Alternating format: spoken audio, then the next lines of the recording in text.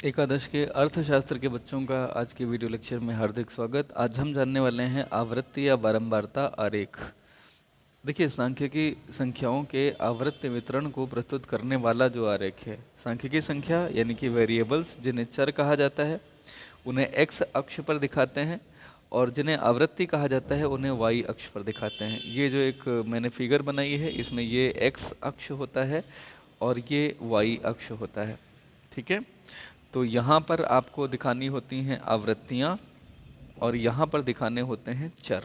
ठीक है, इसके नियम क्या हैं? आपको एक शीर्षक डालना पड़ेगा। शीर्षक छोटा हो, स्पष्ट हो, उपयुक्त हो, ताकि रेखा चित्र की विषय वस्तु क्या है पता चले। पैमाने का चुनाव यानी कि आपने 1 सेंटीमीटर एक्स एक्सिस पर कितना माना और वाई एक्सिस पर कितना माना, ये आपको लिखना होगा। विभिन्न प्रकार की रेखाओं का जो आप प्रयोग करते हैं, ये डॉट लाइन्स होती हैं, डैश लाइन्स होती हैं, और एक डैश एक डॉट इस तरह से, या एक डैश क्रॉस, इस तरह की लाइंस का आप प्रयोग करते हैं जैसे ही आपकी ज़रूरत होती है। संकेत चिन्ह का प्रयोग करना होता है। ग्राफ पेपर पर विभिन्न रेखाओं में अंतर स्पष्ट करने के लिए रेखा चित्र में संकेत आपको डालने होते हैं।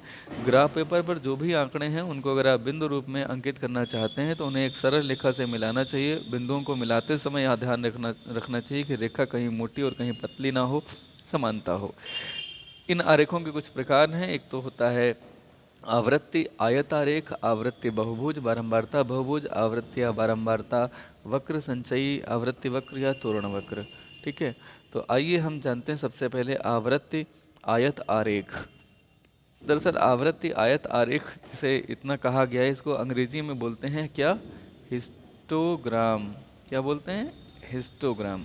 ठीक है, इसमें क्या होगा, ये एक 2D द्विविमीय, मतलब दो इसमें डायमेंशंस होंगी। ठीक है, एक लंबाई एक चौड़ाई।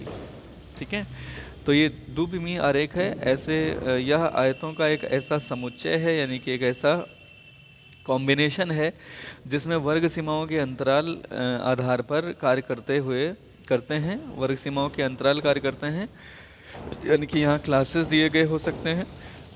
ठीक है, जिनका क्षेत्रफल वर्ग बारंबारता के अनुपात में तय होता है। तो वर्ग बारंबारता जो होगी उसके आधार पे वो कितने बड़े होंगे और कितने छोटे होंगे, ये आयत वर्ग बारंबारताएं तय करेंगी। ठीक है, तो इसमें सतत श्रृंखला या अखंडित श्रृंखला दोनों, सतत श्रृंखला यानी कि जहाँ पे वर्ग दिए गए हैं, और अखंडित श्रृंखला जहाँ पर केवल चर दिए गए हैं, दोनों से संबंधित मदों या आवृत्तियों को आयतों के रूप में आप ग्राफ पेपर पर प्रदर्शित करते हैं। ठीक है, आयत आरेख में बनाए जाने वाले आयतों का क्षेत्रफल उनकी आवृत्तियों पर निर्भर करेगा, और सभी आयत साथ साथ होते हैं। दो आसन्न आयत के मध्य कोई खाली स्थान नहीं होता। जो आपने पीछे पढ़ा था ना बार डायग्राम, उसमें आयत बनते हैं लेकिन वो अलग अलग बीच में खाली जगह होती है, लेकिन इसमें कोई भी खाली जगह नहीं होगी, ये बिल्कुल चिपक के साथ साथ बनते हैं। ठीक है, ओके, इनके लिए सांख्यिकी श्रृंखला जो है उसका अपवर्जी होना अनिवार्य है। अगर वो समावेशी है तो उससे पहले अपवर्जी में बदलना होगा। ठीक है, ये बात शायद समझ गए होंगे। अब मैं आपको सीधे सीधे बताता हूँ कि ये किस प्रकार से बनाया जाता है। एक्स अक्ष पर आप वर्गंतराल दिखा लेते हैं और वाई अक्ष पर आवृत्तियाँ। कैसे? उदाहरण नंबर 8 देखिए। नीचे दी गई सतत श्रेणी को एक आवृत्ति आयत आरेख के माध्यम से समझना है। यहाँ पर मजदूरी दी गई है 5 से 10, 10 से 15, ये क्लासेस हैं कह लीजिए, और यहाँ पर मजदूरों की संख्या यानी कि बारंबारता है। इन्हें आप CI बोलते हैं, क्लास इंटरवल। इसे आप फ्रिक्वेंसी यानी F बोलते हैं। अब क्या करना है आपको, इसको अगर दर्शाना है तो सबसे पहले नीचे आपने यहाँ पर मजदूरी लिख ली। ये 0 है, ये 5 है, तो ये 0 से 5 एक क्लास हो गया, ये 5 से 10 हो गया, 10 से 15, इसी तरह से 35 से 40। ऊपर यहाँ मजदूरों की संख्या यानी कि इसे आप बारंबारता भी कह सकते हैं। ये 1 सेंटीमीटर बराबर 5 के बराबर है, और इसी तरह से 5, 10, 35 आपने ले लिया। ठीक है, अब फाइनली आपको क्या करना है कि सबसे पहले अगर आप देखें 5 से 10 में कितना है, 4। तो 5 से 10 में अगर 4 है तो 0 से 5 तो कुछ है नहीं, तो इसीलिए आपने इसे यहाँ छोड़ दिया है। 5 से 10 पे 4 था तो 5 के एक नीचे यहाँ पर आपने 4 ले लिया। फिर 10 से 15 में 10 था तो आपने 10 ले लिया। उसके बाद में 15 से 20 में 14 था तो आपने यहाँ एक छोड़ करके 14 के सामने लाइन खींची, और यहाँ से खींच ली लाइन। यहाँ तक आप डॉट लाइन खींच सकते हैं अगर चाहें। इसी तरह से आप ये मिलाते चले गए जिनका जिनका जो जो कॉम्बिनेशन है। ये बहुत आसान है बनाना, इसमें कुछ भी कठिन नहीं है। दंड आरेख और जो आयत आरेख है इसमें अंतर क्या है? दंड आरेख और आयत आरेख मैंने अभी बताया था कि दंड जो बनते हैं वो एक डिफरेंस के साथ बनते हैं, और जो आपका ये आयत आरेख है इसमें ये चिपके हुए आयत होते हैं, यहाँ कोई डिफरेंस नहीं होता है, यू कैन सी हियर। और पीछे आपके जो दंड आरेख है वहाँ भी जाके देख लीजिएगा, उनमें बीच में यहाँ पे गैप होता है इन आयतों के बीच में। आवृत्ति बहुभुज या बारंबारता बहुभुज क्या होता है कि ये जो आपने अभी यहाँ पे ये बनाया हुआ है, जैसे उदाहरण नंबर 9 है, इसमें कहा गया कि आवृत्ति बहुभुज भी बनाइए। तो आवृत्ति बहुभुज बनाने के लिए सबसे पहले तो आपको 0 से 5 और छात्रों की संख्या दी गई है, तो आपने यही कॉम्बिनेशंस नीचे ले लिए हैं, 0 से 10, 10 से 20। इधर ये अंक है, इधर छात्रों की संख्या है। आपने सबसे पहले इनके कॉम्बिनेशन लेकर के आयत इनके बना लिए हैं, ठीक है। अब ये आयत बनने के बाद आपको क्या करना है कि यहाँ से लेकर के इनके मिड पॉइंट ले लेंगे, मिड पॉइंट पे डॉट लगाते चले जाएंगे। कहाँ पे मिड पॉइंट है मैं आपको बताता हूँ, इनके मिड पॉइंट कहाँ पे हैं। देखिए ये मिड पॉइंट है जहाँ पे ये 5 लगा हुआ है, 5 का डॉट लगा हुआ है, 10 का डॉट लगा हुआ है, 15 का डॉट लगा हुआ है। अब इन्हीं को आपको एक सीधी रेखा से मिलाते चलना है स्केल रख करके, और इसे बोला जाएगा बारंबारता बहुभुज। और बहुत बढ़िया बात बता रहा हूँ आपको, बारंबारता बहुभुज से अगर आपको बनाना हो बारंबारता वक्र, तो ये जो लाइनें आपने मिलाई हैं ये अगर आपने स्केल से मिलाई तो इसी को आप फ्री हैंड से मिला दीजिए, हाथ से, बगैर स्केल के। तो ये कहलाएगा आपका, क्या कहलाएगा? बारंबारता वक्र, ठीक है।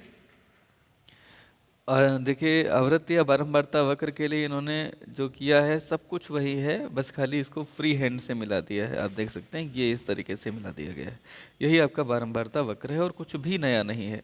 बारंबारता बहुभुज और बारंबारता वक्र में क्या अंतर है? वक्र को फ्री हैंड से मिलाया जाता है, और अगर बहुभुज बनाना हो तो इसके जो मिड पॉइंट होंगे, इन मिड पॉइंट को आप स्केल से मिलाएंगे। किससे मिलाएंगे? स्केल से मिलाएंगे, ठीक है। और ये जो लाइन इन्होंने यहाँ से ली है, ये बिल्कुल ऐसा नहीं कर सकते, मिड पॉइंट्स को ही मिलाते हुए खींचते हैं, बस फ्री हैंड से मिलाते हैं। यहाँ थोड़ी सी गलती हुई है, मिड पॉइंट को ही मिलाएंगे बारंबारता वक्र में भी, लेकिन बस फ्री हैंड से मिलाएंगे और वहाँ लाइन खींचेंगे। लाइन का मतलब होता है वो कोण बनाएगी, और फ्री हैंड कोई कोण नहीं बनाता, ठीक है। संचयी आवृत्ति वक्र क्या होता है? संचयी आवृत्ति वक्र में जो आपको ये दिए गए हैं, जैसे क्लास है और कर्मचारियों की संख्या है, तो इनकी संचयी बारंबारता निकाल लीजिए। उसके लिए क्या करना होगा? 3 का 3 लिख लीजिए, 3 + 5 8 लिख लीजिए, 8 + 4 12 लिख लीजिए, 12 + 6 18 लिख लीजिए, 18 + 2 20 लिख लीजिए। अब आपको 0 से 10, तो 10 के ऊपर 3 का आयत चित्र बनाना है, 8 का बनाना है, 12 का बनाना है, 18 का, और 50 के ऊपर 20 का बनाना है। इस तरह से जब आप ये बनाएंगे तो आप आयत चित्र अगर बना सकें तो बढ़िया, नहीं बना सकते हैं तो केवल और केवल आयत चित्र बनाने के बाद आप क्या कर सकते हैं? उनके मिड पॉइंट ले सकते हैं। या यहाँ पर आप क्या करिए कि जैसे 10 के ऊपर कितना है? 10 के ऊपर था 3, तो आपने यहाँ से आप चले डॉट, आप देखिए मैं बताने की कोशिश करता हूँ। आप 10 के ऊपर चले,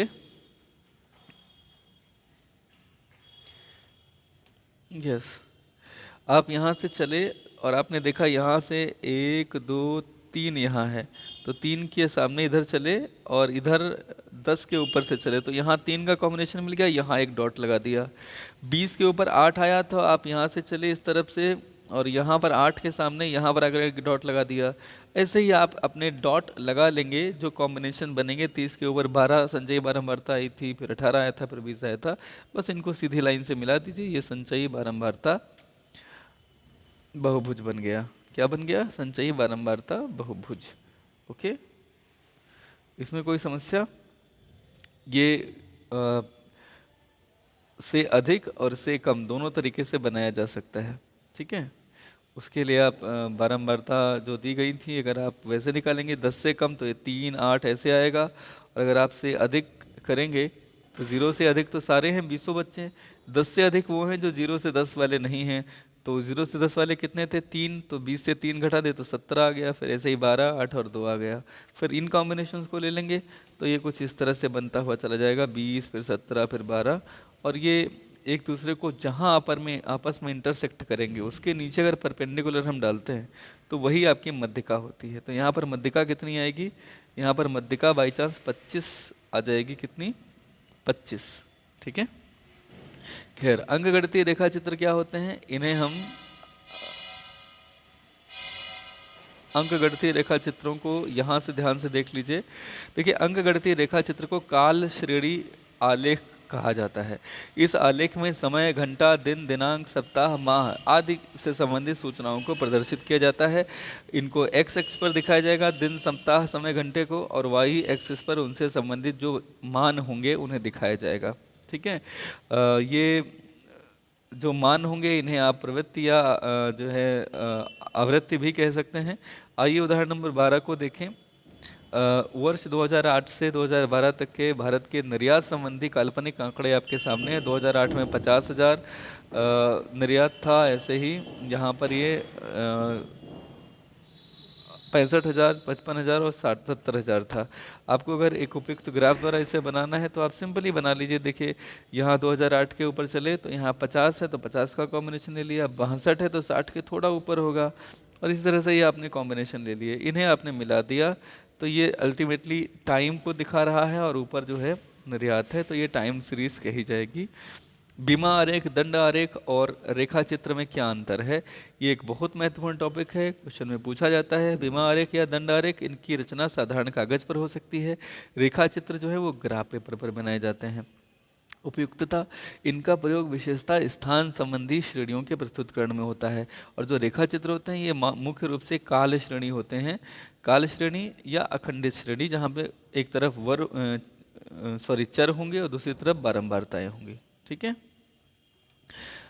समय, इनकी रचना में कम समय लगता है, इसमें समय थोड़ा ज़्यादा लगता है, क्योंकि ग्राफ पेपर पर आप पेंसिल की सहायता से इन्हें बनाते हैं, टाइम लगता है। इनमें से एक ही श्रेणी के विभिन्न मूल्यों की तुलना की जा सकती है। इसमें एक से अधिक श्रेणी में आने वाले पदों की परिवर्तन की तुलना की जाती है। खैर, बीमा आरेख और दंड आरेख में इन आरेखों के द्वारा इनका निर्धारण संभव नहीं कि इनका मध्यिका एवं भूइष्टिक मान यानी मध्यिका और बहुलक, इनका निर्धारण संभव नहीं है। रेखा चित्र में आपने अभी देखा था कि आपने संचयी, बारंबारता, वक्र के माध्यम से आपने संचयी, बारंबारता, बहुभुज के माध्यम से आपने मध्यिका का जो है निर्धारण कर लिया था। ये जहाँ इंटरसेक्ट कर रही थी पीछे ऊपर, अगर आप देखेंगे तो दिखेगा। तो रेखा चित्र में मध्यिका का और बहुष्टिक का निर्धारण संभव है। सरलता, ये सरल है, ये अपेक्षाकृत कठिन है। तो इस चैप्टर को अच्छे से रिवाइज करेंगे बेटा, बहुत ध्यान से पढ़ोगे तो ही कर पाओगे। एनसीईआरटी के फोल्डर्स को भी पूरा पढ़ना है, और कहीं पे भी अगर कोई दिक्कत है तो पूछनी है। अब बारी आएगी इसमें आपके न्यूमेरिकल क्वेश्चंस की। तो यहाँ पे जो भी न्यूमेरिकल क्वेश्चन सॉल्व करके दिए गए हैं पीछे, सबसे पहले तो थ्योरी पढ़नी है, फिर उसके बाद में न्यूमेरिकल क्वेश्चंस हैं, अपने हल सहित दिए गए हैं। अगर आपको लगता है कि ये हल आपको मेरे द्वारा समझाने के बावजूद भी आपको समझ में नहीं आए हैं, तो आपको इन हलों को पहले यहाँ से समझने की कोशिश करनी है, फिर आपको ये तय करना है कि आपको इनमें क्या समझ में नहीं आया, क्योंकि ये सारे उदाहरण इनसे संबंधित मैं आपको समझा चुका हूँ, और यहाँ पर केवल उन्हीं का प्रयोग किया जा रहा है दूसरे क्वेश्चंस के माध्यम से। तो आप इन्हें समझेंगे, अगर कोई डाउट होगी किसी भी सवाल में तो आप पूछेंगे। स्वयं को जांचने के लिए बाद में कुछ क्वेश्चंस दिए गए हैं, इन्हें देखें और खुद का आकलन करें। इन क्वेश्चंस के उत्तर लिखें अपनी कॉपी पे। आंकिक कुछ प्रश्न हैं 17, 18, 19 और 20, इनको आपको करना है। इनमें से किसी भी क्वेश्चन में अगर किसी बच्चे को कोई डाउट है तो पूछने में बिल्कुल भी संकोच नहीं करेंगे। क्वेश्चन 17, 18, 19 और 20 ये आपका होमवर्क है। ओके, तो आज के लिए इतना ही। आप सभी ने वीडियो एंड तक देखा, आपका बहुत बहुत धन्यवाद।